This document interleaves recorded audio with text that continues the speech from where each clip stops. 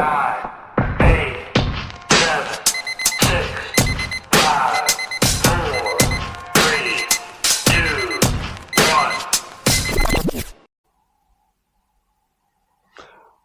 welcome back to the channel, everybody. Well, I hope you enjoyed the weekend, the protest at the weekend, the Tommy Robinson March, and I hope you've still got your fingers and your toes intact and you didn't get frostbite.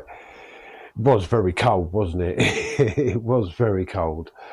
Well, after visiting the march and listening to all of the people standing on stage and giving their talks and their speeches, I came away with something I wanted to look into, and it was what one of the speakers said about Suella Braverman and one of the speeches that she gave. So I came home and I had a little look around online, and I found the speech that she gave regarding Great Britain becoming the first Islamist state in the world to have full access to nuclear weapons. Sounded quite worrying, so I thought I'd have a little look into it, go and find a video, and then come and sort of share that video with you.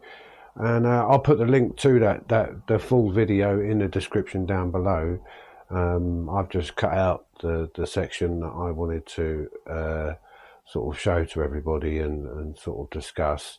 So we'll get into that now, and we'll play that video, and then I'll get a little bit of a reaction from me at the end of it as to what I think about it, and then yeah, it'd be great to hear from you. So yeah, let's watch that video, shall we? The truth is that Britain has imported a fifth column into our society, a column that refuses to integrate, refuses to abide by our laws, our customs and our values. Just today, in the Times, an article written by a preeminent journalist has said that 75% of people on trial for murder at the Old Bailey, that's the main criminal court in England, are from black backgrounds from war-torn countries. 75% of those defendants. So I say to those who want to do our country harm, your time is up in the United States and your time is coming in the United Kingdom. We've all had enough. That means less rhetoric, less talk, more action, more arrests, more deportations, more convictions. Mass migration is an existential threat to the way of life in our country and to Western civilization. And the public, be it in the US or in the UK, have voted time and time again to stop it. However, there is some hope. The tide of this war has turned. As Churchill said, this is not the end. This is not even the beginning of the end. Perhaps it is the end of the beginning. Thanks to Trump, free speech, for all its faults, is in the ascendancy. The speed at which DEI and woke institutional policies are crumbling is accelerating, and the malfeasance of government and the mendacity of the administrative state are being exposed with frequent regularity. The prevailing consensus of how multiculturalism was nothing but a benefit is unraveling at pace along with many far-left ideologies. Progressive thinking is losing. It's losing with the young, it's losing with the old, it's losing with blue and white-collar workers alike, and instead is being forced to take cover in the liberal enclaves of Islington and San Francisco, where they weep at the fall of Justin Trudeau, Starmer's plummeting popularity, and the defeat of Kamala Harris. The re-election of Donald Trump by the American people heralds the potential that this war is winnable.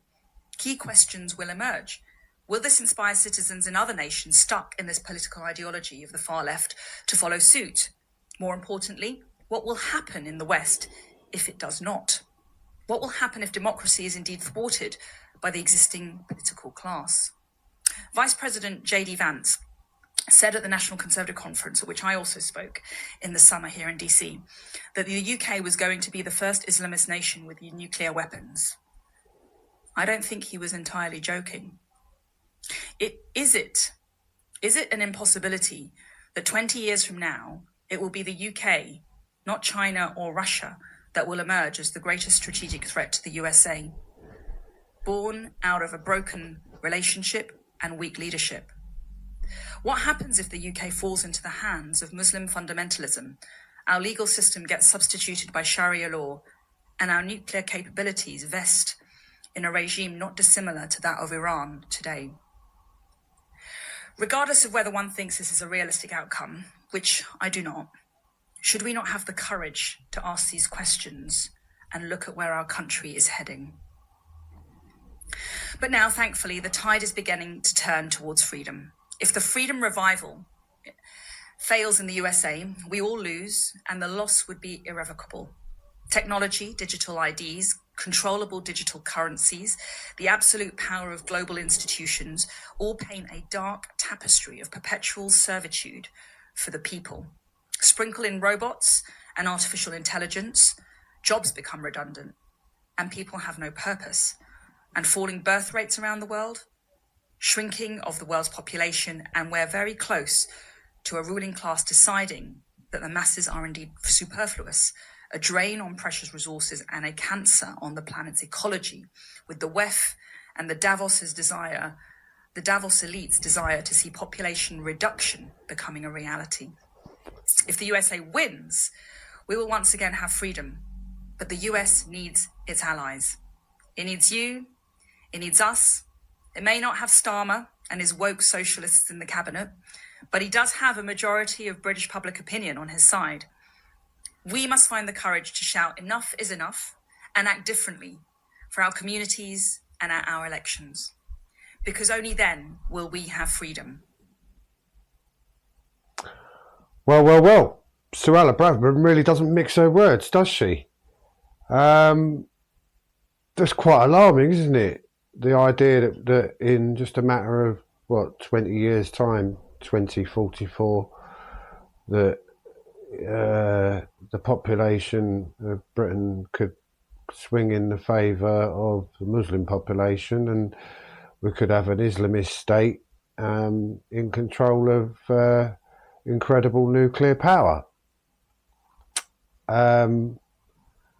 This worrying. It's very worrying. It surprises me that we've got such a high-ranking politician, although some may disagree, but we've got such a high-ranking politician that's willing to stand up and say the things that Suella's just stood up and said. I feel that she's saying a lot of things that many of us are feeling, and I feel that she's gone a step further in saying that it's quite possible and highly likely that the UK could become the first Islamist state in the world with incredible nuclear capabilities.